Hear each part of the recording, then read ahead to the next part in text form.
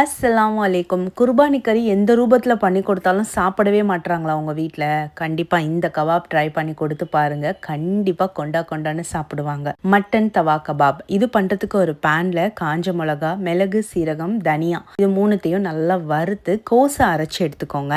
இப்போ ஒரு பவுலில் கீமா எடுத்திருக்கேன். இந்த கீமாவில் கொழுப்பு இல்லாமல் பார்த்துக்கோங்க. கூடவே உப்பு, இஞ்சி பூண்டு பேஸ்ட், லெமன் ஜூஸ், வெங்காயம், கொத்தமல்லி, ஒரு ஸ்லைஸ் பிரெட் எடுத்திருக்கேன். அதை நல்லா தண்ணியில் நினச்சி தண்ணியெல்லாம் பிழிஞ்சு சேர்த்துக்கோங்க. அப்புறம் ஓமம் இருக்கு இல்லையா, அதை க்ரஷ் பண்ணி சேர்த்துக்கிறேன். கரம் மசாலா, பைண்டிங்காக உடச்ச கடலை பொடி, அப்புறம் நம்ம வறுத்து அரைச்ச அந்த மசாலா இதெல்லாம் சேர்த்து நல்லா மிக்ஸ் பண்ணிக்கோங்க.